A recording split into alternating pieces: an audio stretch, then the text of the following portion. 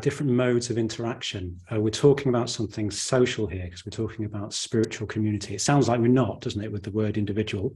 But actually we're talking about two different modes of interaction, a sort of group interaction and an individual interaction. That being the essence of what Sangha, what spiritual community is. But when we talk about a sort of mode of interaction, you can't really separate that out from one's mode of being, can you? We sort of, well, just in the same way that at the end of the day, we communicate what we are. We can't really sort of communicate anything other than what we are. If you're an anxious person, that's what you communicate. If you try and withhold information, well, that's what you communicate, someone who's kind of withholding. So at the end of the day, our sort of state of being and what we communicate, and therefore how we interact, you can't really separate the two. So these terms, a group member and an individual, are talking about sort of states of being, but really what we're interested in exploring is a mode of interaction, this mode of interaction, which is spiritual community. So that's what we're going to explore a bit.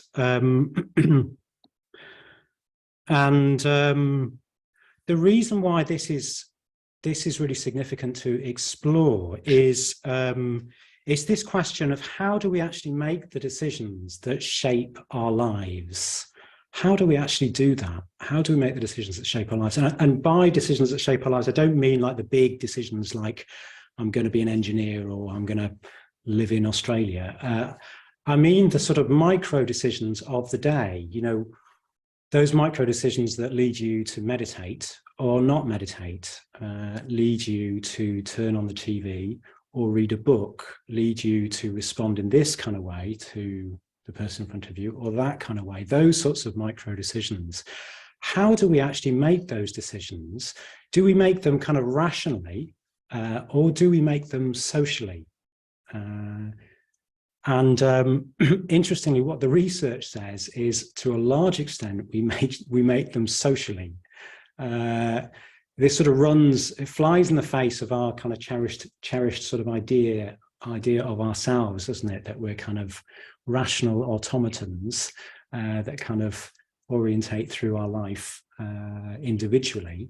But it's not what the research says. The research says actually those sorts of decisions, a lot of our decisions are very much influenced by, influenced socially, they're made socially.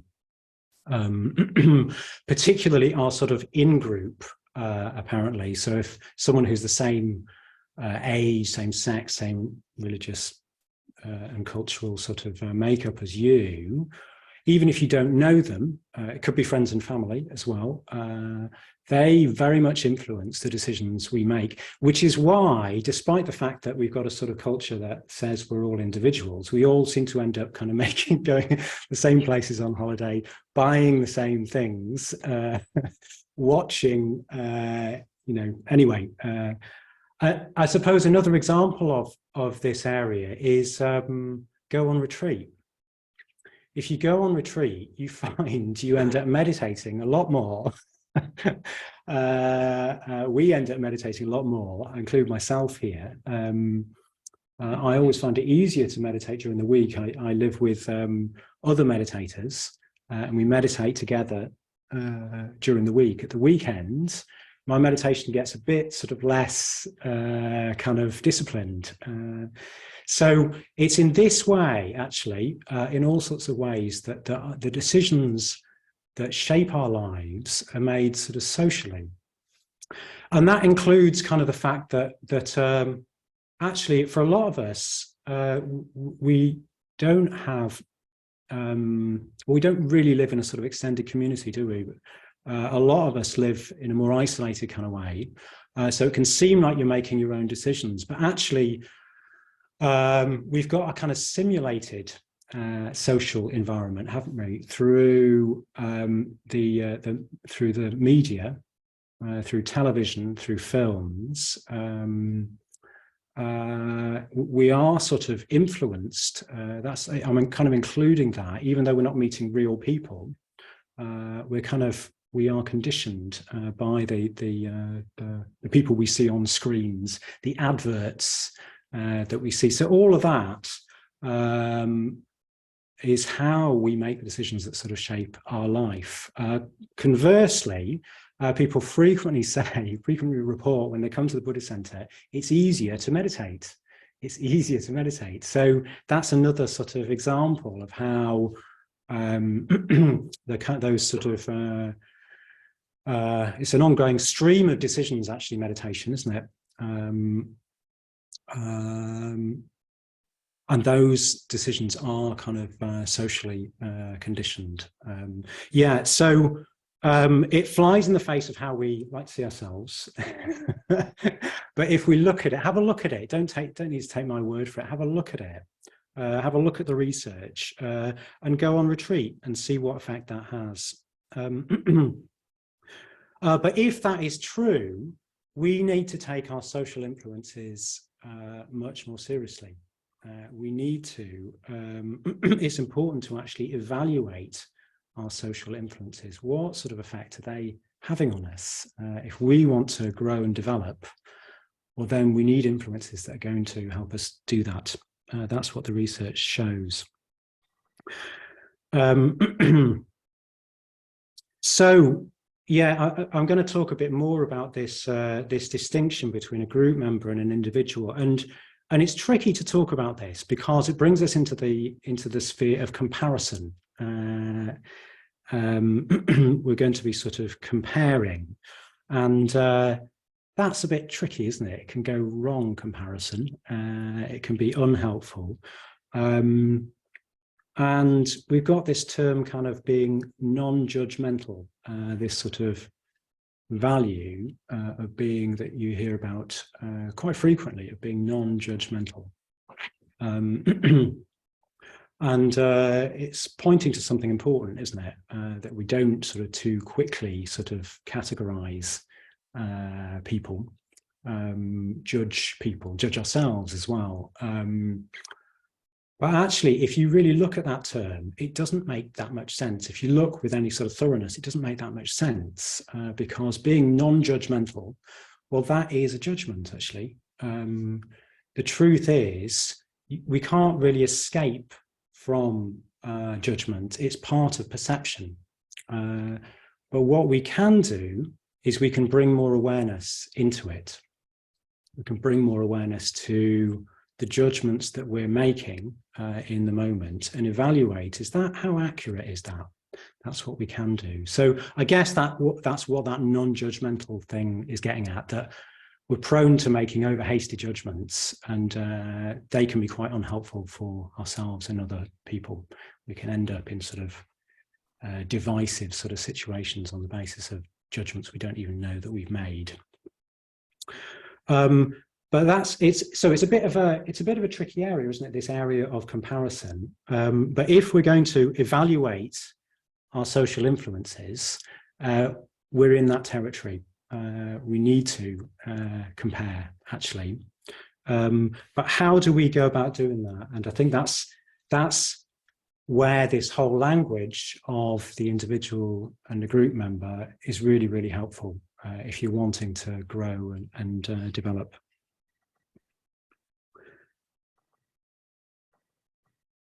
So, yeah, what does this mean? This term individual?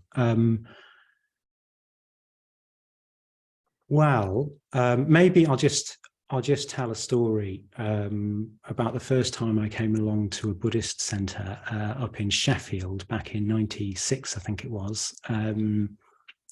And I was quite nervous about going along to this Buddhist center. I remember quite distinctly sort of walking up the pavement. And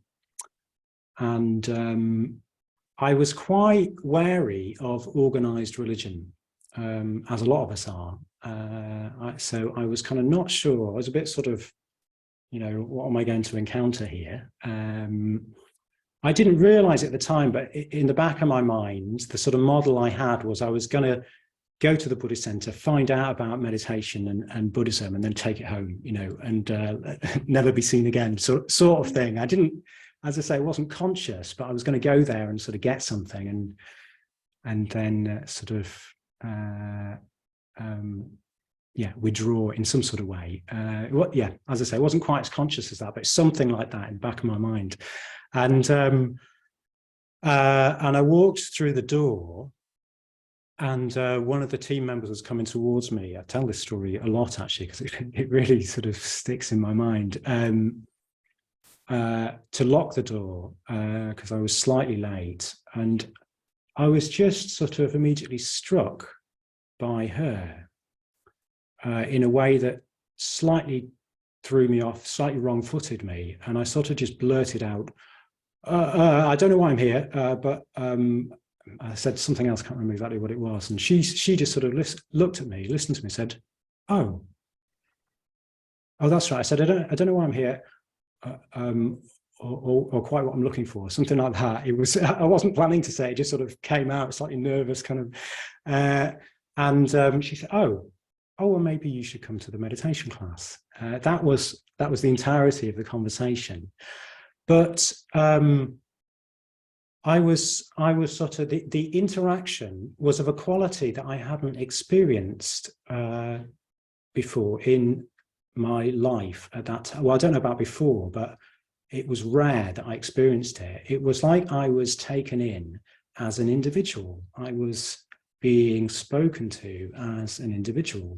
And that experience was in stark contrast to the kind of interactions that I was having with my student friends, where I wasn't very conscious of it, but at some level I was there to sort of fit in to a sort of what life should be, a kind of life. So it really struck me, and as I say, I was slightly wrong-footed by it. I kind of didn't quite know what was happening, you see what I mean? But it really affected me. I came into contact with someone who was more of an individual than I was, because they were more of an individual. That was their state of being. They could relate to me as an individual, and that really affected me. Yeah, do you see? So their state of being determined their sort of the mode of interaction, and I was very affected by that. So what was that? What is this mode of being, of, in her case, being more of an individual? Perhaps, in fairness, there was an element of sort of in-group at play with me. She was similar age to me, similar color, racial sort of makeup, and so maybe if there's someone older, I wouldn't have quite sort of been so receptive. I might have been a bit more on my guard. Anyway, enough said. So this quality of being an individual, what it's getting at is, as I say, it's talking about the kind of the essential sort of characteristic of Sangha, of spiritual community. That's what it's trying to articulate. And that means, Sangha kind of includes a whole variety of temperaments and kind of personal qualities, attributes. So how can you have one quality that is common to all those people? So it's not really like a sort of personal attribute we're talking about. It's more like, as I say, a sort of mode of being, or that's experienced in a mode of interaction. So that's what's being got at with this term individual, which is quite specific, isn't it? It's not how we use the term normally. And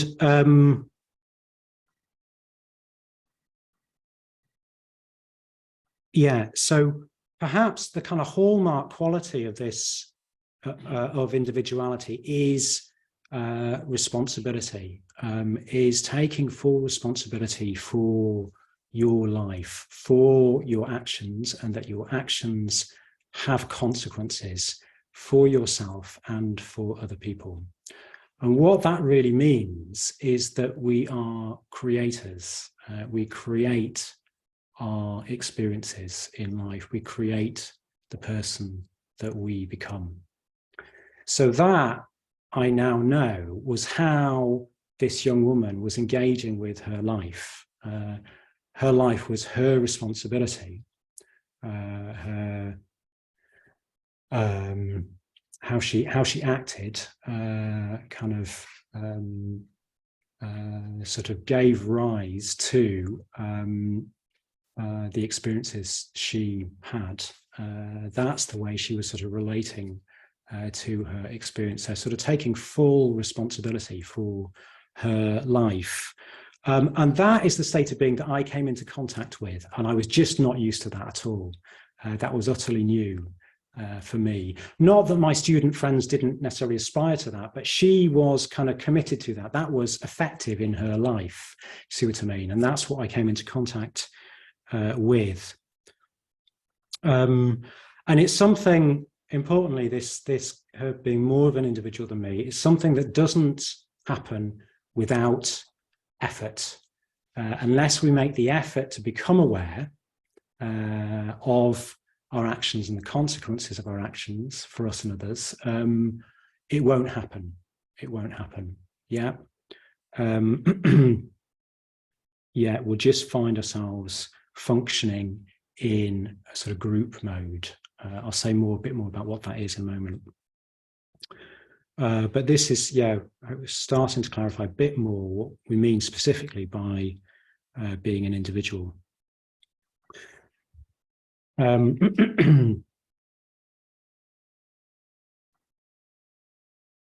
So interestingly, one thing to add about this is that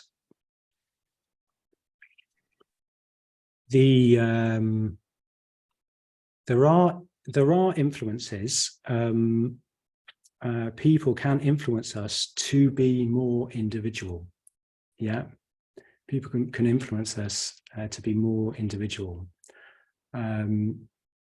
So as I was coming along, at some point, I can't remember the details of the conversation, but I had a conversation with someone about becoming a vegetarian, and it kind of nudged me to try it out. And what I discovered was that I sort of was a vegetarian, in the sense that I felt I was more myself, more congruent with my values by being a vegetarian.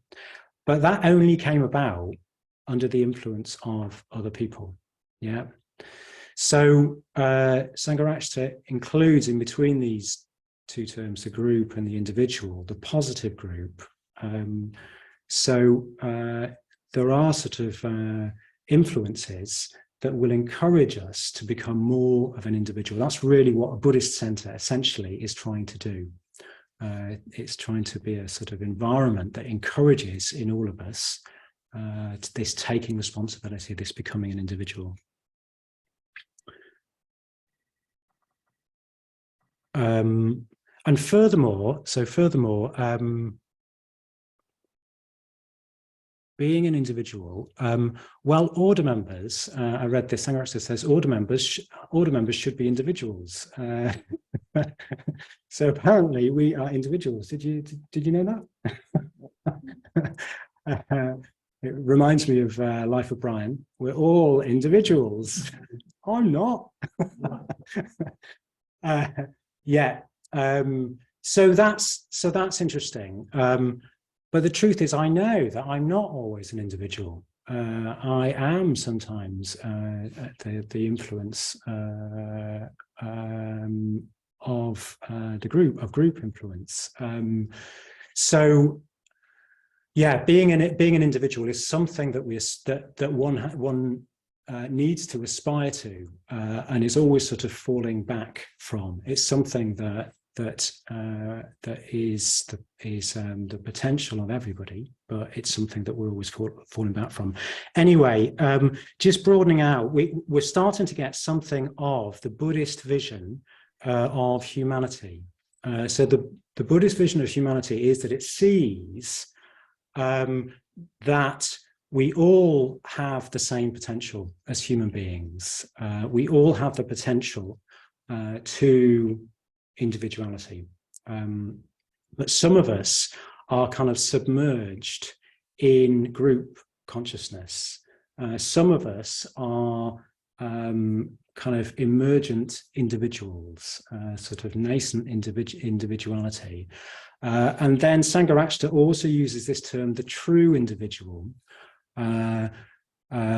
people who have sort of grown completely free of that kind of group consciousness. I'm going to say more about what group consciousness is, but that's the sort of vision, the Buddhist vision of humanity, that we're in really varied states of fulfillment, of development.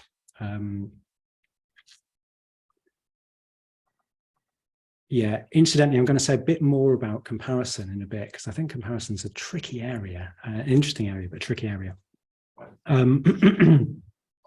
So what on earth is the true individual? Well, perhaps simply put, the true individual is unlike me, is sort of irreversibly established in this sort of mode of being. They're sort of constantly creating themselves without sort of falling back into a kind of break from that into unconsciousness. So let me just read you. This is a whole big area, but I thought I'd just read you. Sangharakshita sort of gives us a list of the qualities of the true individual, but he caveats that saying, there's no list, actually. There's no sort of finite list of all the qualities. The individuality is inexhaustible, in the same way that, as I was saying, there'll be lots of different temperaments.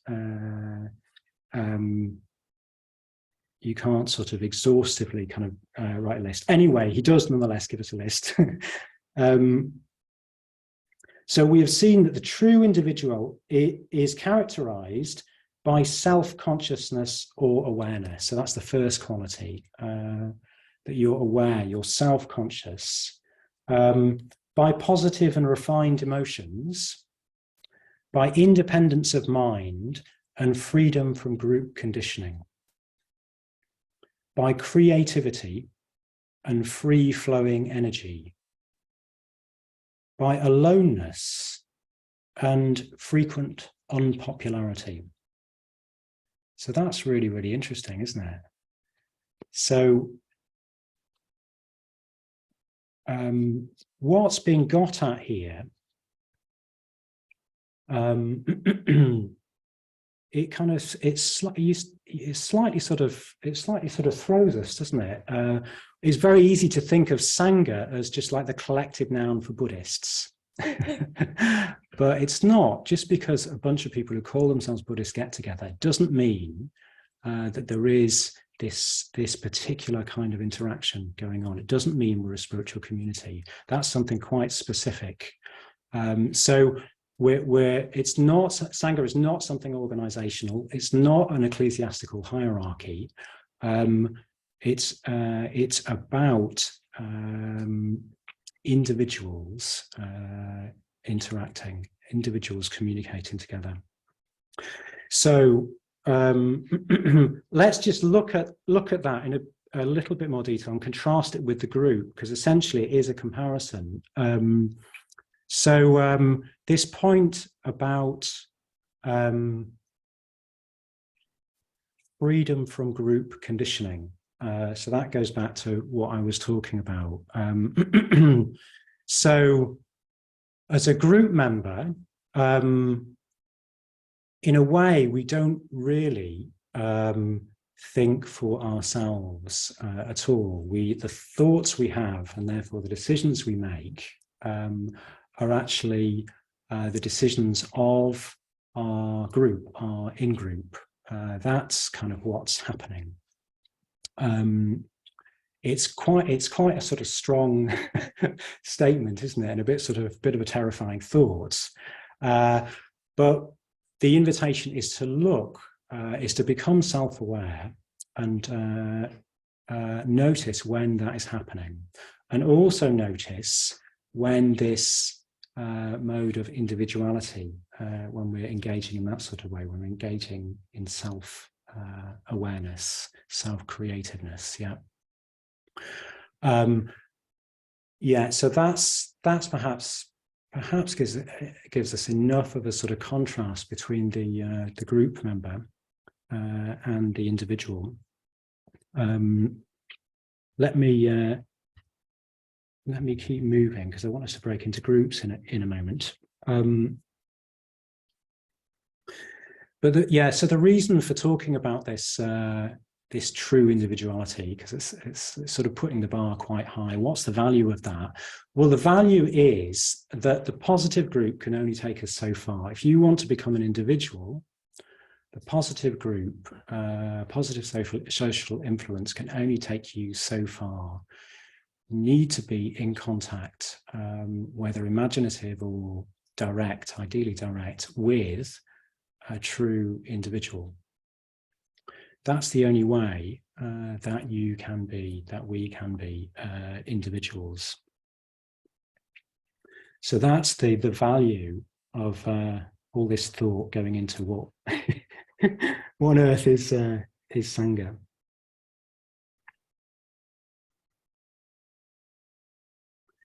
So this leaves us kind of it leaves us in the area of starting to look up to people who are far more spiritually developed than us, which is a tricky area, isn't it? Let's face it. There's the whole problem of idolization, which is not looking up to someone. It's sort of seeing something other than what is there. So how do we truly see the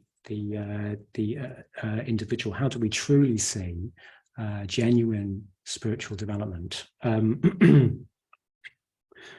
Well, the whole problem of seeing things as they are is what Buddhism calls wisdom.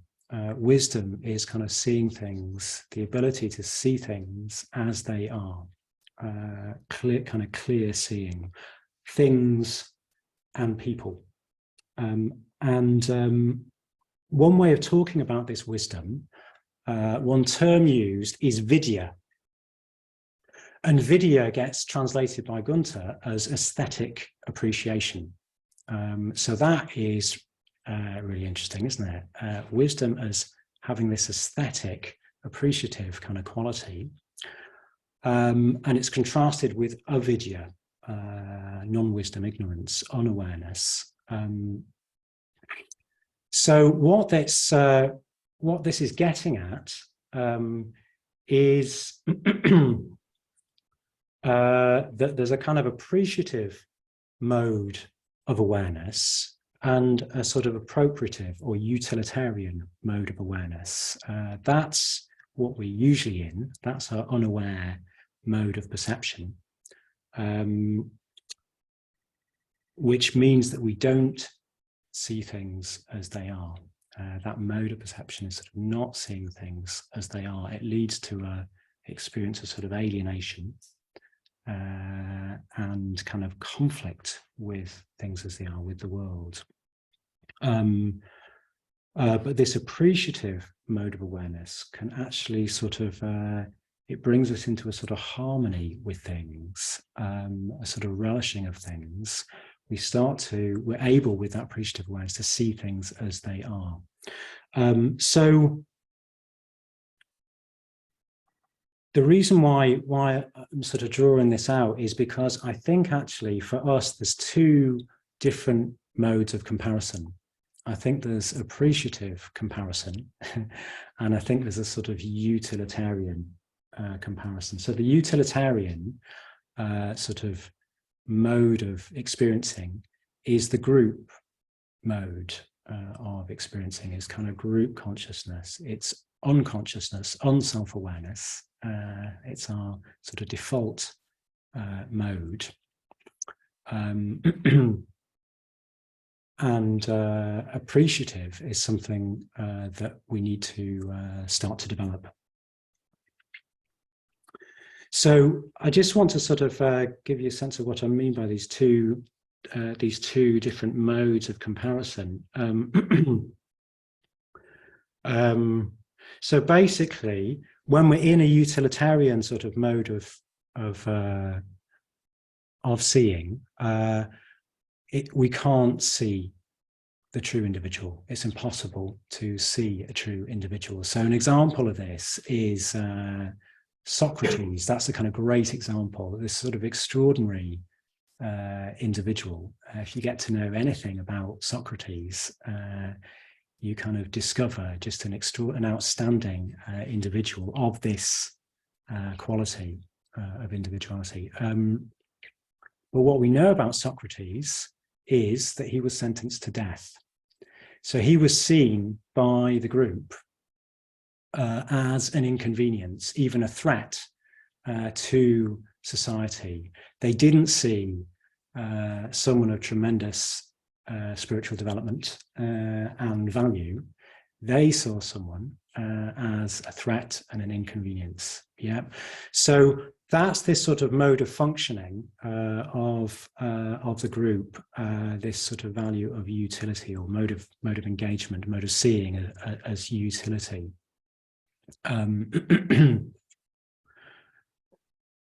Yeah, in order to see the individual, we actually need to sort of change our consciousness. So what I want us to do is sort of have a bit of time in groups to explore our own experience of these two modes of comparison.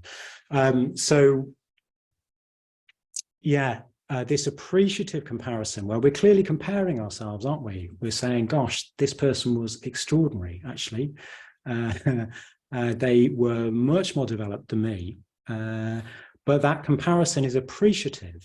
It's not... it's not, yeah, so I want to contrast that with this other form of comparison, where we're engaging and seeing in terms of utility. So perhaps an example of that, it's a bit like market stall sort of consciousness. So if I'm say I'm a good listener or something like that, then I value myself according to my use to the group. Yeah. So I'm quite a good listener, so I'm quite valued. People come to me and they appreciate that. But if someone else comes along who's a better listener, I devalue, don't I? So can you see how this sort of, in this utilitarian mode,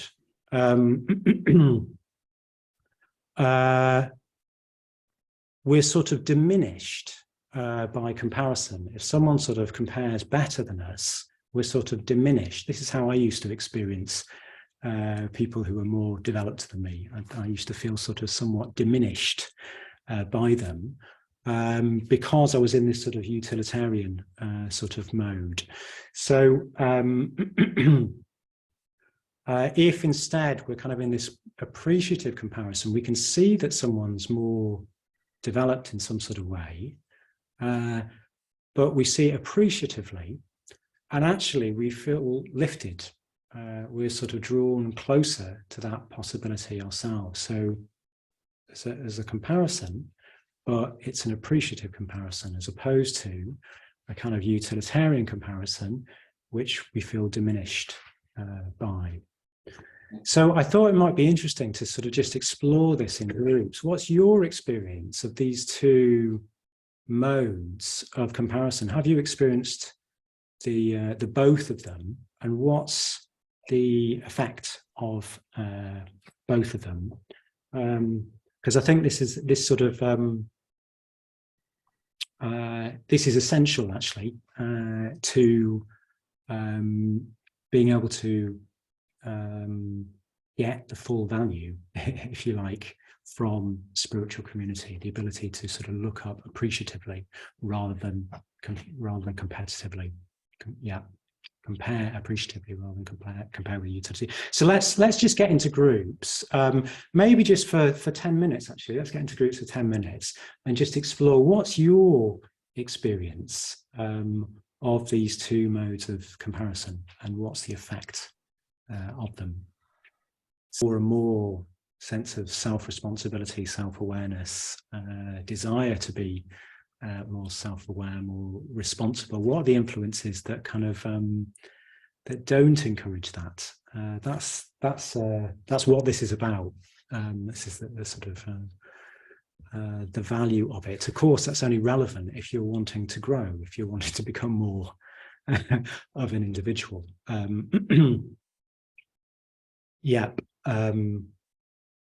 Yeah, and there's this whole sort of Buddhist vision of sort of varying levels of development, and actually we need to come into, or it's helpful to come for ourselves to come into relationship with the whole of it. Yeah, so I wonder, are there any questions kind of bubbling up at this stage? Does it seem helpful? A helpful way of sort of thinking? Yeah. What seems helpful about it as you're finding it helpful?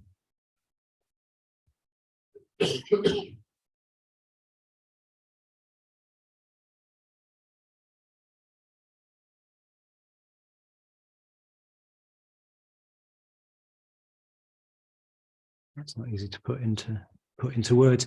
It's quite it's a tricky it is a tricky area, this, isn't it? It is a tricky area to as I'm saying, the whole area of sort of comparison. We're sort of prone to making sort of hasty evaluations in our comparisons. But yeah, can we sort of just bring this sort of evaluation, this comparison sort of into our mind, into our interactions, into our social lives, and sort of identify more where there is this quality. And if we do, it's not that we, it's not that you sort of say, no, you are a group member, I'm never spending time with you again. That's not quite the idea. But it's more that it's not easy to grow. It's really not easy to grow. Sometimes just setting up a regular meditation practice is hard, isn't it? Harder than it seems, harder than you think it's going to be. So we need to acknowledge this kind of crucial, sometimes determining, probably determining actually for most of us, factor of social influence, and we need to, in order to sort of wield that power, we need to evaluate actually where are the influences that are supporting my developing responsibility and individuality. Yeah. And of course, wherever that influence is, those people will be different from you. So, you know, sometimes we're sort of influenced by people who are the same as us, they're the same temperament, and it can all feel sort of quite helpful. But actually, that's kind of limited. You know, that's almost a bit like a sort of in-group. In the Buddhist community, what you encounter is quite a lot of people are quite different from you. And that is a real value, to learn to interact with people who are quite different from you and learn to interact as an individual. It pushes you. It's a sort of slight challenge to kind of to interact more and more as an individual, because that's the only way you can't just be sort of both into netball or both into, you know, being introverts or both into this practice. So that kind of pushes us, stimulates us to to kind of become more, take more responsibility and become more of an individual. I think the last thing that I wanted to say about this, that what I really love actually about this way of looking at humanity is way of looking at Sangha, is that it's such a broad term, this kind of group individual distinction. It's broader than the term Sangha. Yeah. So you can look out further than the Sangha and sort of and see, am I encountering individuality here, or is this more sort of group kind of mode of being? Yeah. So it's broader than the Sangha, and we need a term like that to evaluate the value of spiritual community, the value of Sangha, because if we just use the word Sangha, well, how does Sangha compare with your football club? How does Sangha compare with quite a positive work environment? How does Sangha compare with a Christian church? Well, we haven't really got terms to be able to compare them. We've got, if we just use the word Sangha, it's either Sangha or it's not Sangha. We're sort of, we haven't got the tools to really compare and therefore evaluate the value of Sangha. But these terms, individuality and the group member, they're broader. They apply more broadly. In fact, they apply very, very broadly. So that enables us to sort of see the significance of creating Sangha, see the significance of spiritual community. We can see that what the world really needs is more and more people trying to become individuals. That's what the world really needs. That the sort of the sense of us as a race sort of being kind of out of control, sort of going over the cliff. That sort of sense of not really being able to take full responsibility for our impact on the planet. Well, that is what a group looks like, not able to take sort of full responsibility. So you can start to see that that's what I love about it. You can start to see the value of Sangha, not just to one's own personal development, but to the world. You can start to see that that's really what we need. And you can also appreciate that emergent individuality in people across the world. Yeah. So it doesn't just leave you with a kind of Buddhist terminology, which doesn't really sort of recognize very broadly the emergent sort of individuality of people all over the planet. So that's what I kind of love about this this term. It's a sort of vision of, and that is more truly Buddhist. Interestingly, Buddhist leaders who are truly Buddhist, who are sort of congruent with Buddhist values, haven't pushed people to become Buddhists. Yeah, so if they're politicians or kings, they haven't pushed people to become Buddhists. Instead, they've encouraged people to grow and develop in whatever religion they choose. So this vision kind of humanity, of just encouraging individuality, and that being the essential characteristic of Sangha, is kind of closer than just thinking in terms of sort of Buddhists and non-Buddhists, if you see what I mean. Anyway, that's what I love about this terminology. So we've come to the end of the class. I hope it's been helpful in sort of further exploring what these terms are really sort of getting at, and helpful in your sort of your own personal exploration of how to grow and make the most of your life. So next week, we'll be unfolding another element. Can't quite remember. It's creativity, isn't it? The individual. It's you, is it? Great. It's Sadharaja. So Sadharaja next week, talking about individuality, the essence of creativity. So see you next week.